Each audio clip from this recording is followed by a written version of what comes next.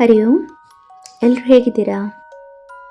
ನಾನಿವತ್ತು ನನ್ನದೇ ಆದ ಒಂದು ಹೊಸ ರೆಸಿಪಿಯನ್ನು ರೆಡಿ ಮಾಡ್ಕೊಂಡಿದ್ದೀನಿ.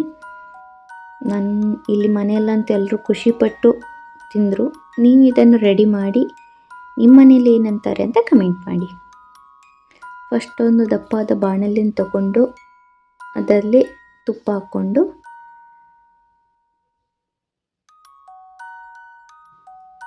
ಡ್ರೈ ಫ್ರೂಟ್ಸನ್ನೆಲ್ಲ ಸಣ್ಣ ಕಟ್ ಮಾಡಿಕೊಂಡು ಅದರಲ್ಲಿ ಹಾಕಿ ಫ್ರೈ ಮಾಡ್ಕೊತಾ ಇದ್ದೇನೆ. ಎಲ್ಲ ಡ್ರೈ ಫ್ರೂಟ್ಸನ್ನು ಹಾಕಿದ್ದೀನಿ. ಸ್ವಲ್ಪ ಕೆಂಪಗಾಗೋವರೆಗೂ ಹುರ್ಕೋಬೇಕು.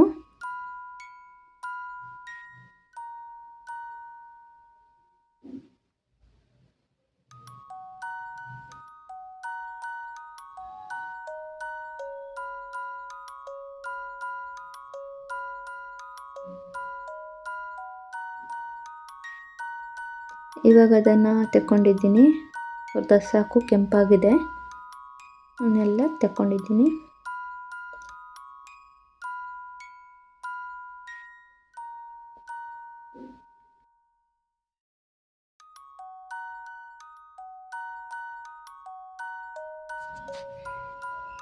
ಅದೇ ತುಪ್ಪದಲ್ಲಿ ಇವಾಗ ನಾನು ತುರಿದು ರುಬ್ಬಿಟ್ಟ ಕ್ಯಾರೆಟನ್ನು ಹಾಕುತ್ತಾ ಇದ್ದೇನೆ. ಮನೇಲಿ ತುಂಬ ಕ್ಯಾರೆಟ್ ಇತ್ತು, ಏನು ಮಾಡಬೇಕು ಅಂತ ಗೊತ್ತಾಗಲಿಲ್ಲ. ಅದಕ್ಕೆ ಏನಾದರೂ ಮಾಡೋಣ ಹೊಸ ರೆಸಿಪಿ ಅಂತ ಹೇಳ್ಬಿಟ್ಟು ಟ್ರೈ ಮಾಡ್ತಿದ್ದೀನಿ ನಾನು ಇವಾಗ. ಈಗ ನನ್ನ ಹತ್ರ ಮೀಡಿಯಮ್ 3 ಕಪ್ಪಷ್ಟು ಕ್ಯಾರೆಟ್ ಇದೆ. ಅದನ್ನು ತೊಳೆದು ಚೆನ್ನಾಗಿ ಪೀಲ್ ಮಾಡಿಬಿಟ್ಟು ತುರಿದು ಅದಾದ ನಂತರ ಸ್ವಲ್ಪ ಗ್ರೈಂಡ್ ಮಾಡ್ಕೊಂಡಿದ್ದೀನಿ. 2 ಸುತ್ತಷ್ಟೇ, ಜಾಸ್ತಿ ಗ್ರೈಂಡ್ ಮಾಡ್ಕೊಂಡಿಲ್ಲ, ನೀರು ಹಾಕಿಲ್ಲ.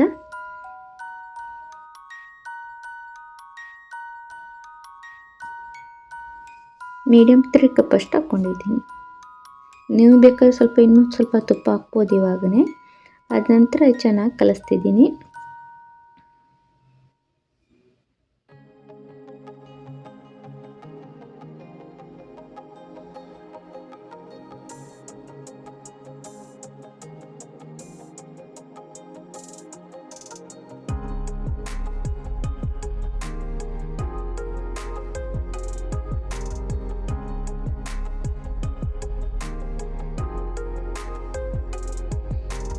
ಅದಕ್ಕೆ ತುಪ್ಪನ ಹಾಕ್ಕೊಂಡಿದ್ದೀನಿ. ಇವಾಗ 2ರಿಂದ 3 ಸ್ಪೂನ್ ಹಾಕ್ಕೊಂಡಿದ್ದೀನಿ.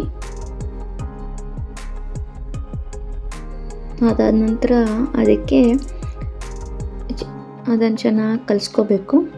ಅದ ನಂತರ ಅದರಲ್ಲೇ ನಾನು ಈ ಒಣ ಕೊಬ್ಬರಿ ಮತ್ತು ಎಲ್ಲ ಡ್ರೈ ಫ್ರೂಟ್ಸು, ಅದು ಖರ್ಜೂರ, ಆದ ನಂತರ ಬಾದಾಮ್ ಇರ್ಬೋದು, ಪಿಸ್ತಾ ಇರ್ಬೋದು, ಕ್ಯಾಶು, ಎಲ್ಲ ಪಂಪ್ಕಿನ್ ಸೀಡ್ಸು ಏನೆಲ್ಲ ಇದೆ ಅದನ್ನೆಲ್ಲ ನನಗೇನು ಬೇಕೋ ಅದನ್ನೆಲ್ಲ ಹಾಕ್ಕೊಂಡು ಚೆನ್ನಾಗಿ ರೋಸ್ಟ್ ಮಾಡ್ಕೊಂಡು ಸ್ವಲ್ಪ ಪೌಡ್ರ್ ಮಾಡಿಕೊಂಡು ಚೆನ್ನಾಗಿ ಹೀಗೆ ಹಾಕೋತಾ ಇದ್ದೀನಿ.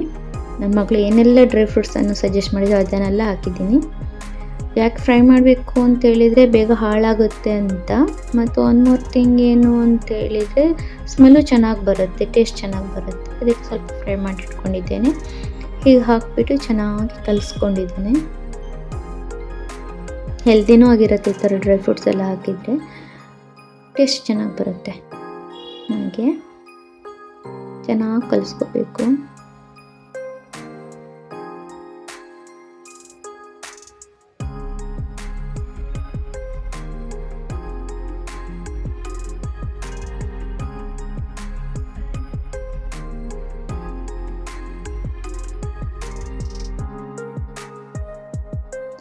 ಅದಕ್ಕೆ ಇವಾಗ ನಾನು ಹುರಿದಿಟ್ಟ ರವೆನ ಹಾಕೋತಿದ್ದೀನಿ. ಬಾಂಬೆ ರವೆ, ಸಣ್ಣ ರವೆನ ಹಾಕ್ಕೊಂಡಿದ್ದೀನಿ. ಅದನ್ನು ನಾನು ಒಂದು 5-6 ಸ್ಪೂನಷ್ಟು ಹಾಕ್ಕೊಂಡಿದ್ದೆ. ಅದನ್ನು ಚೆನ್ನಾಗಿ ಹುರ್ಕೊಂಡು ತುಪ್ಪದಲ್ಲಿ ಹಾಕ್ಕೊಂಡು ಮಿಕ್ಸ್ ಮಾಡಿದ್ದೀನಿ. ಅದಾದ ನಂತರ ಅದಕ್ಕೆ ಸ್ವಲ್ಪ 1/2 ಗ್ಲಾಸಷ್ಟು ಹಾಲಿಟ್ಕೊಂಡು ಸ್ವಲ್ಪನೇ ಮಿಕ್ಸ್ ಮಾಡ್ಕೊತಾ ಇದ್ದೇನೆ. ಇದು ಹಾಲು ಹಾಕ್ಕೊಂಡ ನಂತರ ಅದು ಏನಾಗುತ್ತೆ, ಕ್ಯಾರೆಟ್ ಅದರ ನೀರಿನ ಅಂಶ ಬಿಡುತ್ತೆ. ಸೊ ಅದು ಚೆನ್ನಾಗಿ ಮಿಕ್ಸ್ ಆಗಬೇಕು. ಮತ್ತು ಸ್ವಲ್ಪ ತಳ ಹಿಡಿಯುತ್ತೆ. ಅದನ್ನು ಸ್ವಲ್ಪ ಅವಾಯ್ಡ್ ಮಾಡಲಿಕ್ಕೋಸ್ಕರ ಕಲಿಸ್ತಾ ಇರಬೇಕು ಚೆನ್ನಾಗಿ. ಅದಾದ ನಂತರ ಅದಕ್ಕೆ ನಾನು 1 ಕಪ್ಪಷ್ಟು ಶುಗರನ್ನು ಗ್ರೈಂಡ್ ಮಾಡಿಟ್ಕೊಂಡಿದ್ದೆ, ಏಲಕ್ಕಿ 2 ಏಲಕ್ಕಿ ಹಾಕ್ಕೊಂಡು ಅದರಲ್ಲಿ ಒಂದು 3/4 ಕಪ್ಪಷ್ಟು ಹಾಕ್ಕೊಂಡಿದ್ದೀನಿ. ಅದನ್ನಂತೆ ಚೆನ್ನಾಗಿ ಕಲಿಸ್ತಿದ್ದೀನಿ. ಇದು ನೀರು ಚೆನ್ನಾಗಿ ಬಿಡಬೇಕು, ಅಲ್ಲಿವರೆಗೆ ಹೀಗೆ ಕಲಿಸ್ತಾ ಇರಿ, ಇಲ್ಲ ತಳ ಹಿಡಿಯುತ್ತೆ. ತಳ ಹಿಡಿಲಿಕ್ಕೆ ಬಿಡಬಾರ್ದು, ಹೀಗೆ ಮಿಕ್ಸ್ ಮಾಡ್ತಾ ಇರಬೇಕು. ಹೀಗೆ ಮಿಕ್ಸ್ ಮಾಡ್ತಾ ಇರಬೇಕಾದ್ರೆ ಕಲರ್ ಚೇಂಜ್ ಆಗ್ತಾ ಬರುತ್ತೆ, ಲೈಟಾಗಿ ಬ್ರೌನ್ ಹೇಳ್ಬೋದು, ಲೈಟ್ ಬ್ರೌನ್ ಆಗಿ ಡಾರ್ಕ್ ಆಗುತ್ತೆ ಕಲರು ಕ್ಯಾರೆಟಿದ್ದು. ಅಲ್ಲಿವರೆಗೆ ಹೀಗೆ ಕಲಿಸ್ತಾ ಇರಬೇಕು. ಎರಡು ಚೆನ್ನಾಗಿ ಮಿಕ್ಸ್ ಆಗಿದ್ದರೆ ಟೇಸ್ಟ್ ಚೆನ್ನಾಗಿರುತ್ತೆ. ಕ್ಯಾರೆಟಿದ್ದು ನೀರು ಬಿಟ್ಟು ಸಕ್ಕರೆ ಜೊತೆ ಎಲ್ಲ ಮಿಕ್ಸ್ ಆದರೆ ಚೆನ್ನಾಗಿರುತ್ತೆ.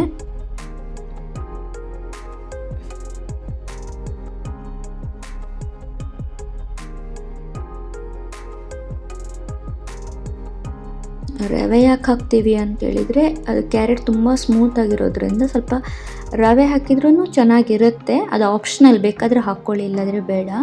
ನಂಗೊಂದು ಲಾಸ್ಟಿಗೆ ಐಡಿಯಾ ಬಂತು ಏನಾಗುತ್ತೆ ನೋಡುವ ಅಂತ ಅದು ಹಾಕ್ಬಿಟ್ಟೆ. ಅದರ ಜೊತೆ ಇವಾಗ ಡ್ರೈ ಫ್ರೂಟ್ಸು ಹಾಕ್ಕೊಂಡಿದ್ದೀನಿ, ಪೀಸ್ ಮಾಡ್ಕೊಂಡದ್ದು. ಈ ಕಚ್ಚಕ್ಕೆ ಸಿಕ್ಕಿದರೆ ಒಳ್ಳೆ ಇರುತ್ತೆ ಅಂತ, ಕಚ್ಚಲಿಕ್ಕೆ ಸಿಕ್ಕಿದರೆ ಒಳ್ಳೆ ಇರುತ್ತೆ ಅಂತ ಅದನ್ನು ಹಾಕ್ಕೊಂಡಿದ್ದೀನಿ.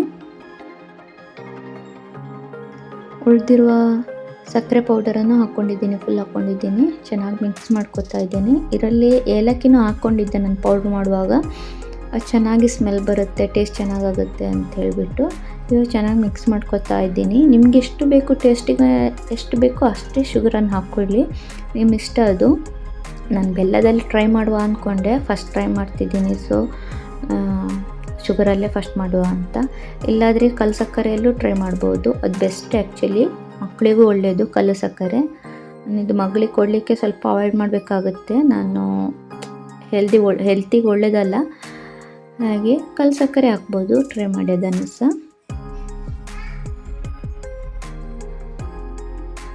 ಚೆನ್ನಾಗಿ ಮಿಕ್ಸ್ ಮಾಡಿಕೊಂಡು ಆದ ನಂತರ ನಿಮಗೆ ಬೇಕಾದರೆ ತುಪ್ಪನ ಹಾಕ್ಕೊಳ್ಳಿ, ಬೇಕಾದ್ರೆ ಡ್ರೈ ಫ್ರೂಟ್ಸು ಹಾಕ್ಕೊಳ್ಳಿ. ನಾನಿಲ್ಲಿ ಸ್ವಲ್ಪ ತುಪ್ಪನ ಹಾಕ್ಕೊಂಡಿದ್ದೀನಿ. ಹಾಕ್ಕೊಂಡು ಗ್ಯಾಸನ್ನು ಆಫ್ ಮಾಡಿದ್ದೀನಿ. ಯಾವತ್ತು ನೆನ್ಪಿಟ್ಕೋಬೇಕೇನು ಅಂತೇಳಿದರೆ ಗ್ಯಾಸ್ ಫುಲ್ಲು ಸ್ಲೋ ಫ್ಲೇಮಲ್ಲಿ ಇಡಬೇಕು, ಜೋರಾಗಿ ಇಡಲೇಬಾರ್ದು, ಸ್ಲೋ ಫ್ಲೇಮಲ್ಲೇ ಎಲ್ಲನೂ ಮಾಡ್ಕೋಬೇಕು. ಆ್ಯಂಡ್ ಮತ್ತೊಂದೇನು ಅಂತೇಳಿದರೆ ಸ್ಟಾರ್ಟಿಂಗಲ್ಲಿ ನಾವು ಕ್ಯಾರೆಟನ್ನು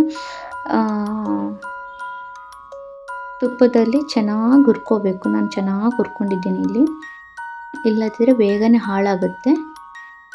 ಅದು ಸರಿ ತುಪ್ಪದಲ್ಲೇ ಬೇಯಬೇಕು, ಅಲ್ಲಿವರೆಗೂ ಇದು ಮಾಡ್ಕೋಬೇಕು. ದೊಡ್ಡ ದೊಡ್ಡ ಪೀಸಸ್ ಇದ್ದರೆ ಫಸ್ಟ್ ಅದನ್ನು ತೆಗೆದಿಟ್ಕೋಬೇಕು, ಅದಿಲ್ಲದಿರೋ ಜೊತೆ ಬೇಯಲ್ಲ. ಚೆನ್ನಾಗಿ ಮಿಕ್ಸ್ ಮಾಡ್ಕೊಂಡ ನಂತರ ಕೈಗೆ ತುಪ್ಪ ಹಚ್ಕೊಂಡು ನಾನಿಲ್ಲಿ ಲಡ್ಡು ಕಟ್ಟಕ್ಕೆ ರೆಡಿ ಆಗಿದ್ದೀನಿ ನೋಡಿ. ಆರಾಮ್ಸೆ ಲಡ್ಡು ಕಟ್ಬೋದು, ಏನು ಕಷ್ಟ ಇಲ್ಲ. ಇಲ್ಲಿ ನನ್ನ ಮಗಳು ಹೆಲ್ಪ್ ಮಾಡ್ತಾಳೆ, ಫಸ್ಟ್ ಹೇಳಿದ್ಲು ನಾನು ಹೆಲ್ಪ್ ಮಾಡ್ತೀನಮ್ಮ ಅಂತ, ಹಾಗೆ ಅವಳು ಕಟ್ತಿದ್ದಾಳೆ ನನ್ನ ಜೊತೆ. ಆರಾಮ್ಸೆ ಕಟ್ಬೋದು ನೋಡಿ. ಇಲ್ಲಿ ನಂದು ಒಂದು 25-26 ಲಡ್ಡೂಸ್ ಆಗಿದೆ.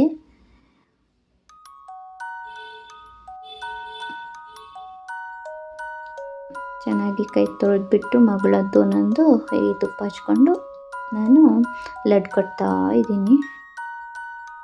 ಈಸಿ ಮಾಡಲಿಕ್ಕೇನು ಕಷ್ಟ ಇಲ್ಲ, ಅದೇ ಸ್ಲೋ ಫ್ಲೇಮಲ್ಲಿ ಮತ್ತೆಲ್ಲ ರೆಡಿ ಮಾಡಿಟ್ಕೊಂಡು ಮಾಡ್ಕೋಬೇಕಷ್ಟೇ. ಚೆನ್ನಾಗಿ ಬೇಯಿಸಬೇಕು ತುಪ್ಪದಲ್ಲಿ. ಇದು 1 to 2 ಡೇಸ್ವರೆಗೆ ನಾವು ಯೂಸ್ ಮಾಡ್ಕೋಬೋದು. ಫ್ರಿಜ್ಜಲ್ಲಿ ಒಂದು 5-6 ಡೇಸ್ ಯೂಸ್ ಮಾಡ್ಕೋಬೋದು. ರೂಮ್ ಟೆಂಪ್ರೇಚರಲ್ಲಿ 1 to 2 ಡೇಸ್ ಚೆನ್ನಾಗಿ ಹುರ್ಕೊಂಡಿದ್ರೆ. ಇಲ್ಲಿ ನೋಡಿ ನಂದು ಲಡ್ಡು ರೆಡಿ ಆಗಿಬಿಟ್ಟಿದೆ.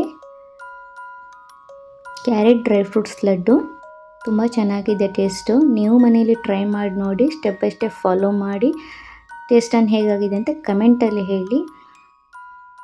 ಮತ್ತು ಶೇರ್ ಮಾಡಿ, ಸಬ್ಸ್ಕ್ರೈಬ್ ಮಾಡಿ, ಫಾಲೋ ಮಾಡಿ. Thank you. ರಾಮ್ ರಾಮ್.